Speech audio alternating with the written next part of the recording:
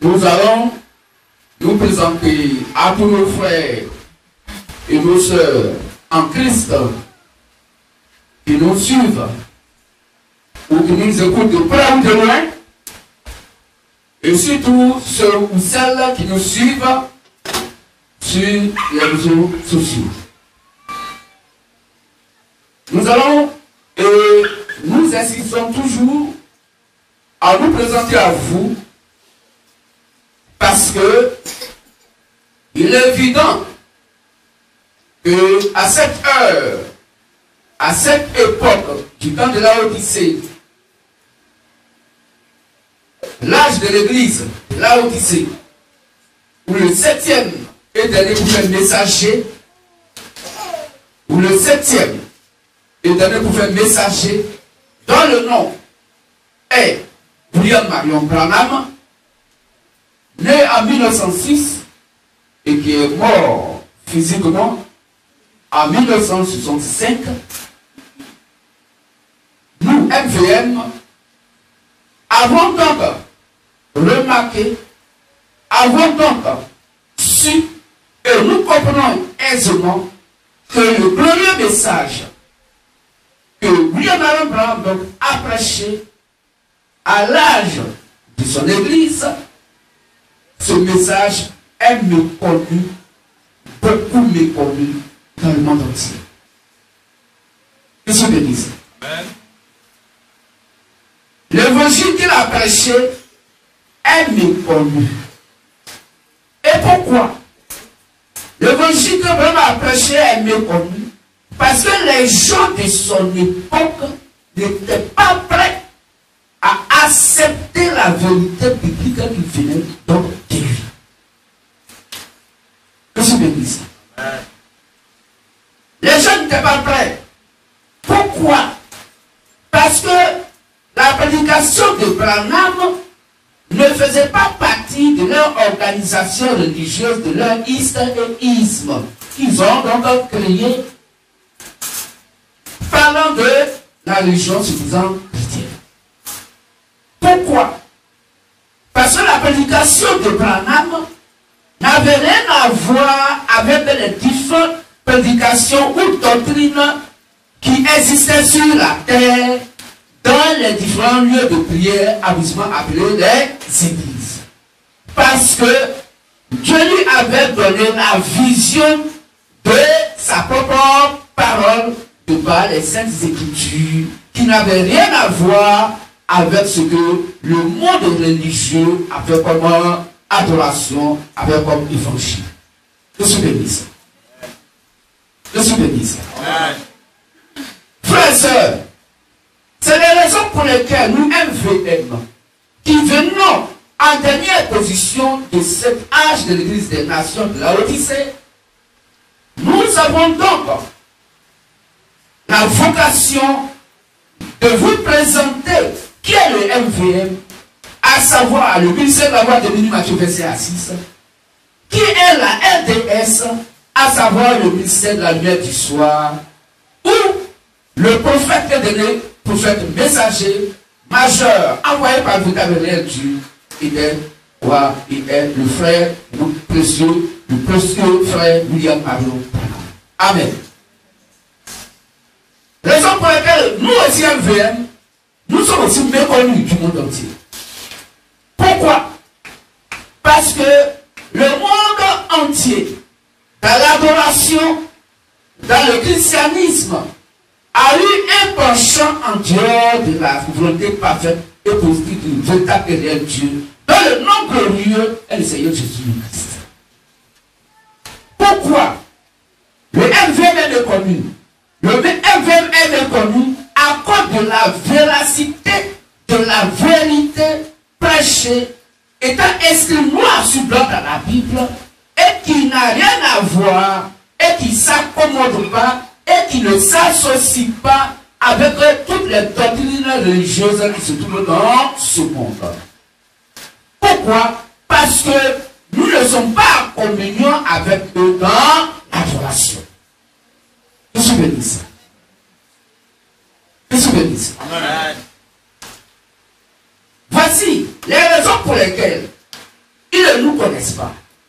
parce que nous ne parlons pas, pas parce que nous ne prêchons pas, mais parce que la religion se disant chrétienne n'est pas prête à accepter la vérité biblique. Voilà pourquoi ils ne vous connaissent pas. Ils ne nous connaissent pas parce qu'ils ne peuvent pas accepter ce qui est écrit noir sur blanc dans la Bible, que le ministère de la voix de Minu Matthieu verset 6 se pêche. Ils n'ont pas reconnu William Aaron Branham de par le grand ministère de la lumière du soir, sur Zacharie 14:7, parce que la religion de ce monde n'était pas en accord avec sa prédication. Or, Branham a prêché exactement ce qui est écrit noir sur blanc dans la Bible, selon la doctrine de Christ, qui est la doctrine des apôtres, selon Ephésiens 19 à 20. Étant rejeté, parce qu'il ne faisait pas partie donc de leur isme, pour parler du catholicisme, pour parler du protestantisme, pour parler du pentecôtisme, de tous ces dogmes religieux qui ne sont pas, donc, et qui n'ont pas un fondement biblique dans leurs adorations, alors ayant rejeté William Aaron Branham à quoi la vérité biblique qui venait donc de sa bouche, parce qu'il ne faisait pas partie, et qu'il ne prêchait pas comme eux, et qu'il n'avait pas les mêmes idées qu'eux, il n'était pas dans leur idéologie, alors ils l'ont rejeté, ils ont rejeté son message. Aujourd'hui, le FVN est rejeté, parce que le monde religieux d'aujourd'hui n'est pas prêt à accepter ce qui est la vérité qui vient des Saintes Écritures, pensant avoir la vie éternelle. Je suis béni. Frères et sœurs, c'est pourquoi nous nous présentons à vous. Et chaque fois, nous présenterons à vous que nous sommes le ministère de la voix de Minu Matthieu verset 6. Et au cours de la convention, certainement le Dieu aura l'occasion encore de vous présenter ce glorieux ministère. Que je bénisse. Que je bénisse. Alors, frères et sœurs, la Bible dit, Jean Matthieu verset 6, que le royaume des cieux sera semblable à 10 vierges, qui ayant pris leur lampe, allaient à la rencontre de leur époux. Or, Ésaïe 54, verset 5 dit que l'époux s'appelle l'Éternel Dieu. Quand nous prenons 2 Corinthiens 11, verset 2 à 3, Paul, animé par le Saint-Esprit, conduit par le Saint-Esprit, va maintenant définir donc qui est l'époux.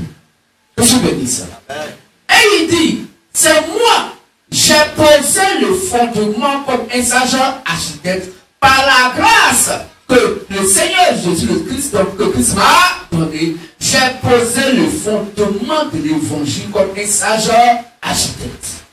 Et que si quelqu'un veut bâtir là-dessus, qu'il sache la manière dont il doit bâtir. Que je bénisse. C'est lui Paul qui dit que si quelqu'un ne prêche pas comme lui Paul, comme les apôtres, cette personne est condamnée et maudite. Que je bénisse. Donc frères et sœurs, nous, ministère de la voix de Minu Matthieu verset 6, quand nous prenons Matthieu verset 6, Matthieu verset 6 est notre identité réelle dans la Bible. C'est ce qui nous identifie. C'est notre ministère. C'est notre rôle à jouer. Matthieu verset, depuis le verset 1 jusqu'au verset 6, concerne le mystère de la voix de Minu. Je suis béni ça. Donc la Vierge, donc Jésus le Christ, de par sa parole, avec l'Esprit Christ, le Saint-Esprit en Paul dit que c'est lui qui a fiancé donc l'Église qui est au devant de lui, au Seigneur Jésus-Christ. Je vous ai fiancé à Christ comme une vierge. Donc, la Vierge est fiancée à Christ qui est l'Éternel Dieu. Que je bénisse. Frères et sœurs, la Bible dit que ces 10 vierges avaient leur lampe allumée. Mais puisque l'époux tardait à arriver, elles se sont toutes assoupies et elles se sont endormies. Elles se sont toutes assoupies et et elles se sont endormies. Or, le 7e et dernier prophète messager, donc, du dernier âge de l'église des nations, selon Apocalypse 1, verset 11, la Bible nous dit que quand Branham a prêché l'évangile, il a acquis 10 vierges au Seigneur Jésus le Christ. Il fut le dernier des 7 âges de l'église des nations. Vous vous souvenez de ça? Et tous les croyants du message prêché par Branham, que Branham a acquis à Christ, qui sont les types des 10 vierges, la Bible dit que puisque l'époux d'Adam a arrivé, elles sont toutes assoupies et elles se sont toutes endormies. Vous vous souvenez de ça? Étant endormies, ne veut pas dire qu'elles étaient mortes, comme Lazare était donc mort et Jésus disait qu'il n'est pas mort, il dort. Non. Ce dormi est différent. Vous vous souvenez de ça? Mais endormi dans la mesure où l'évangile que Branham a prêché qui était dans leur cœur, comment le flambeau qui est la lumière, qui est Branham le prophète, n'était plus là, alors Satan les a embrouillés de telle sorte qu'ils puissent encore créer dans le ministère de Branham, dans le message de Branham, les mêmes istes et les mêmes ismes que Branham a condamné et que donc l'évangile de Branham a condamné conformément à la religion se disant chrétienne. Qu'est-ce que vous dites ça? Voici comment ils sont endormis. Endormis dans la mesure où le message de Branham a été divisé par ceux qui se disaient croyants du message de Branham. Est-ce qu'on comprend bien? Où est la différence entre ceux qui ont dépouillé le Seigneur Jésus-Christ de ses habits et qui l'ont tiré au sort? Ils se sont partagés mes vêtements. Qu'est-ce que vous dites? Or, le vêtement est le type de la parole de Dieu. Raison pour laquelle Élisée a reçu la double portion de l'esprit de Dieu. Il lui a donné quoi? Son vêtement. Il lui a donné quoi? Donc son habit. Est-ce qu'on comprend mieux? Donc l'évangile ne doit pas être divisé. Or, les gens du message de Branham aujourd'hui, qui se disent appelés des branhamistes, or l'évangile ne connaît pas des branhamistes, l'évangile connaît des chrétiens parce que Branham avait uniquement que des chrétiens et non des branhamistes. Tout ce que je dis. L'évangile prêché par Branham est aujourd'hui divisé. De telle sorte que il y a maintenant un groupe qui sont des franquistes, il y a d'autres groupes qui sont des tonoristes, il y a d'autres groupes qui sont des istes. En tout cas, le message de Branham, la vérité est devenue des vérités. Qu'est-ce qu'il dit? Voilà comment ils sont endormis. Ils ont eu l'assoupissement et ils sont endormis. Pourquoi? Parce que la lampe qui est la part de Dieu, selon Somme 105, le lampe s'éteint. La lampe est éteinte. Or, naturellement, quand une lampe est éteinte, il fait noir. On n'allume pas la lampe le jour. Mais la lampe s'allume la nuit. Tout ce que dit ça. Donc, si la lampe est éteinte, c'est qu'il se trouvait dans les ténèbres. C'est pourquoi nous, nous sommes venus, Matthieu verset 6, nous venons pour les faire passer donc des ténèbres à la lumière, pour retourner au message de Branham qui était dans leur cœur. Nous ne venons pas avec un nouveau message, non. Mais nous venons simplement pour réveiller donc l'évangile que Branham a prêché, l'évangile authentique que Branham a prêché, sans ajouter et sans retrancher, qui retourne au message authentique de Branham. Voici notre rôle.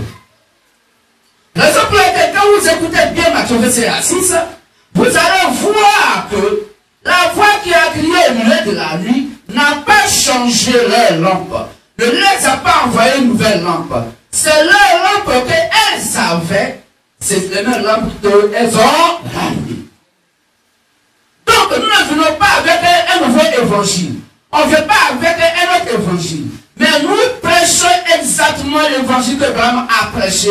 Mais nous la prêchons par pure révélation, sans avoir lu les brochures donc de William Marion Branham. Qu'est-ce que je dis? C'est ce qui est prévu à la fin d'un temps, selon le ministère de la voie de Menu Matthieu, verset 1 à 6. Et le Matthieu, verset 1 à 6, nous est destiné, nous, MVM, de manière propre et de manière divine. Pourquoi? Parce que Branham lui-même, dans plusieurs de ses brochures, a fait comprendre aux gens de son époque que quelqu'un viendrait après lui. Et cette personne serait un homme étrange. Et cette personne, lui-même, il a même demandé à Christ s'il pouvait avoir la possibilité de le voir. Mais puisque il ne peut pas être deux personnes à la fois sur la terre, parce que Dieu n'envoie pas deux prophètes sur la terre pour le même âge de l'Église, alors il dit à ses siens que celui qui va venir, c'est vrai. Vous dites que Jésus dit contre la religion, sur les ismes, contre les ismes, les religions donc, qui existent aujourd'hui. Mais celui qui va venir, il sera plus dur que moi. Il ne s'amusera pas avec l'évangile. Parce qu'il a une mission bien précise, c'est de pouvoir faire la lèvre. Que je veux dire ça? Donc, Branham lui-même, il savait que quelqu'un allait venir. Et celui qui vient, Branham dit, vous le reconnaîtrez de par ce que, quand il va prêcher, tout ce qu'il doit dire sera en accord avec les saintes écritures. Il n'ajoutera rien et il ne retranchera rien. Qu'est-ce que je veux dire ça? Oh, frères et sœurs, nous MVM, nous sommes heureux. Pourquoi? Parce que quand nous scannons le monde entier dans le christianisme, avec toutes ces doctrines différentes qui existent, nous remarquons que dans chaque doctrine sur cette terre, il y a des ajouts qui n'ont rien à voir avec les saintes écritures. Qu'est-ce que je veux dire ça? Vous allez voir que chaque doctrine à son niveau, car la religion se disant chrétienne, va détruire une partie de la parole. Est-ce qu'on comprend mieux?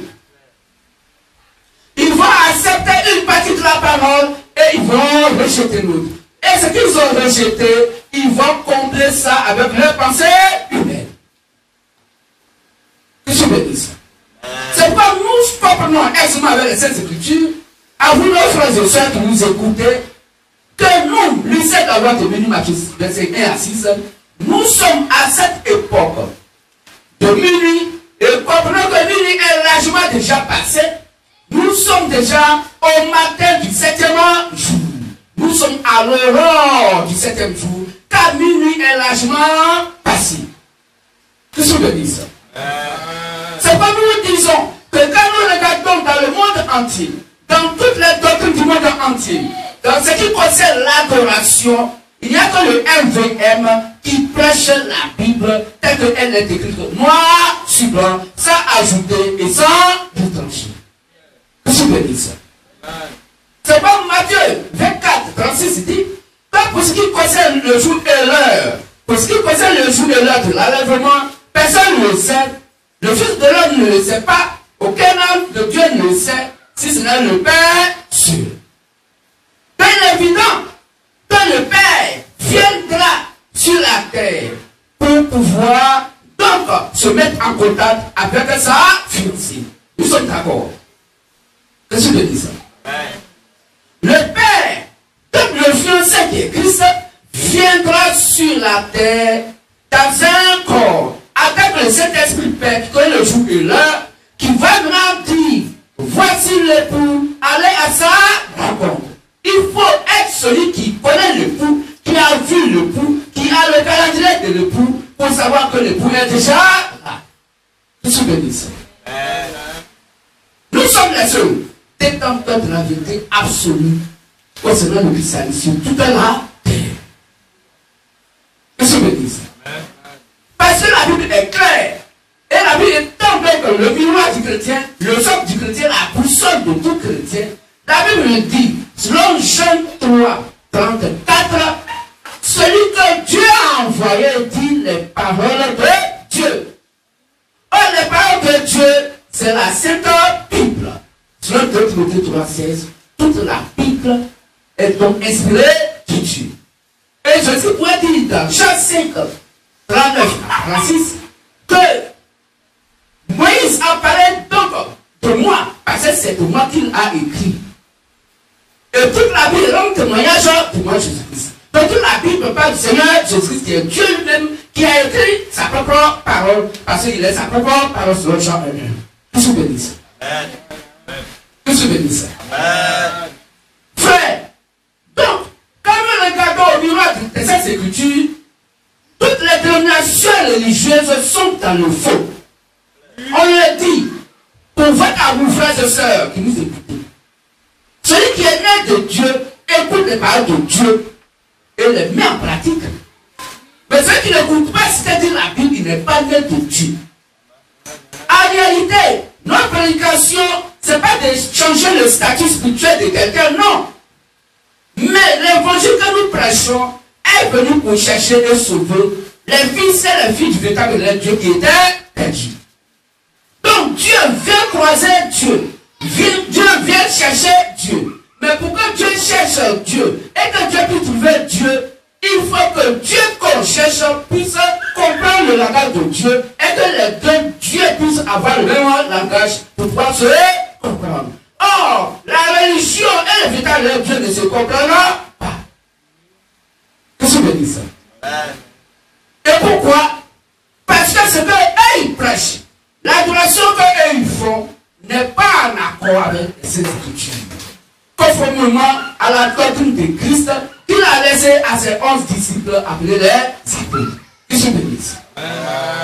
Car c'est à eux, dans Matthieu 7, 18 à 19, qu'il a confié les clés du royaume des cieux. Mais si quelqu'un doit être sauvé et aller au royaume des cieux, il faut qu'il puisse avoir l'évangile que les premiers disciples de Jésus-Christ ont prêché, à savoir donc les apôtres du Seigneur Jésus-Christ.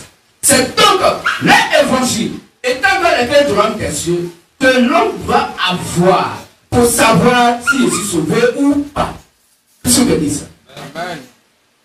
Donc toute personne qui s'oppose à l'adoration, à l'évangile prêché par les apôtres du Seigneur Jésus-Christ, la personne est maudite. C'est ce que dit Galates 26 à 9. Si quelqu'un vous prêche un autre évangile, autre ce que nous, les apôtres, nous avons prêché, si quelqu'un prêche un évangile qui n'est pas en accord avec ce que nous, les apôtres, nous avons prêché, qu'il soit anathème, qu'il soit maudit, qu'il soit maudite. Or, pour Dieu, maudit, si le plan spirituel veut dire, tu ne vas pas au paradis. Qu'est-ce que je dis ça?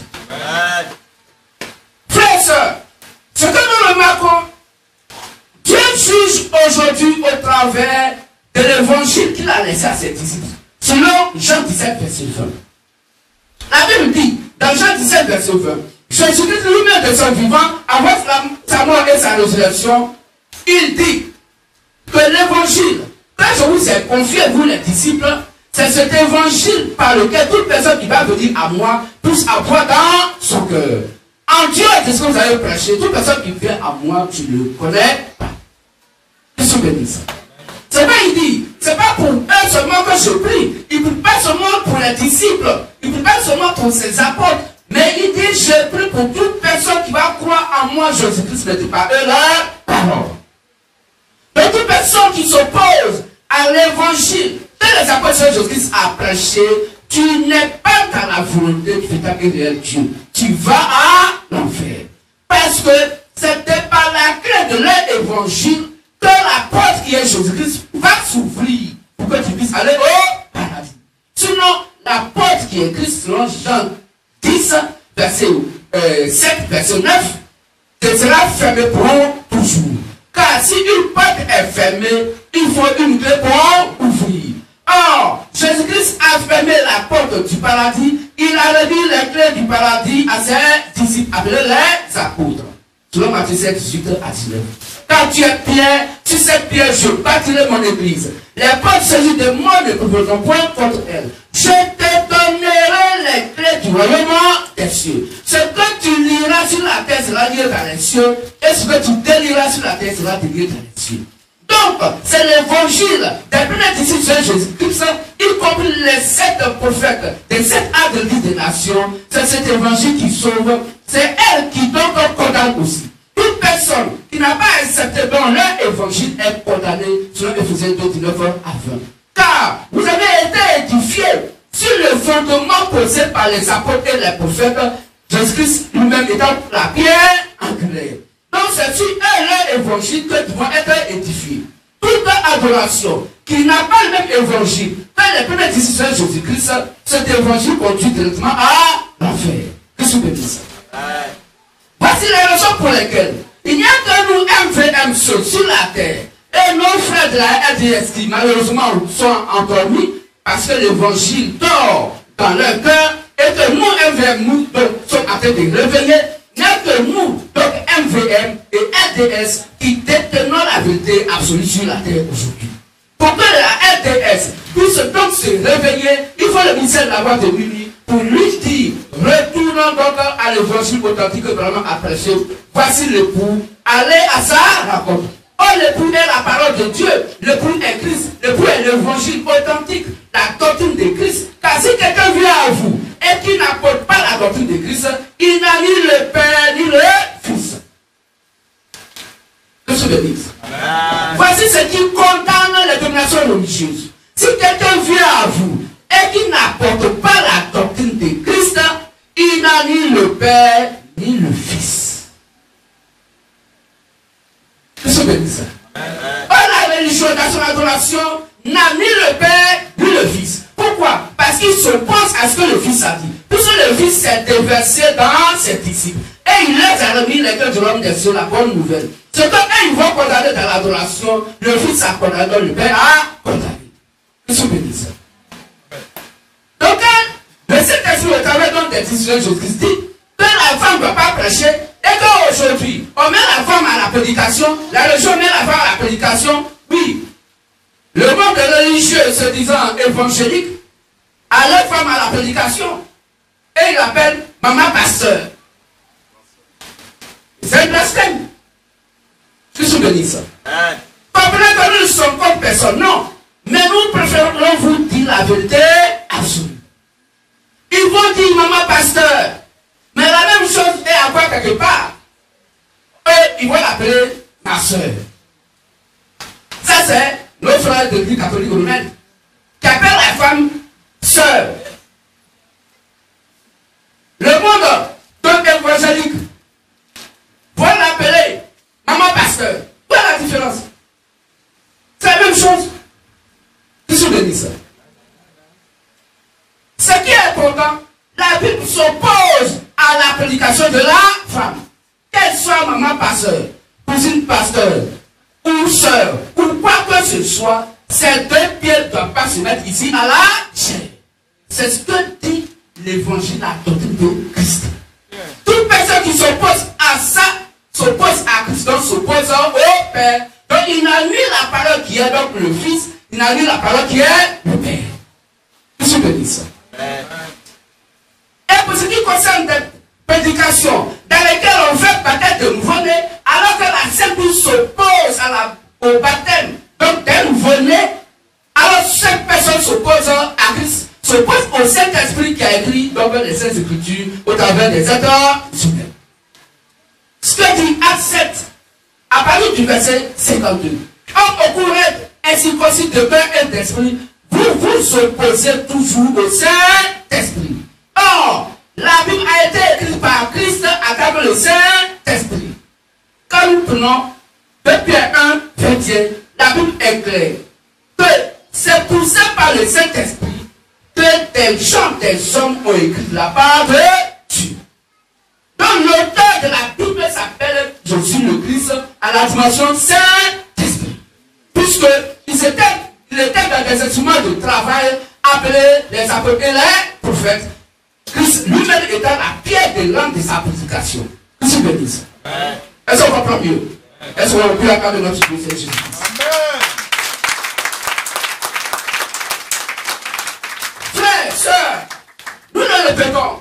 Nous comprenons et nous sentons votre différente sincérité d'avoir un divin lieu de prière concernant le véritable et réel Dieu dans le nom glorieux et le Seigneur Jésus-Christ.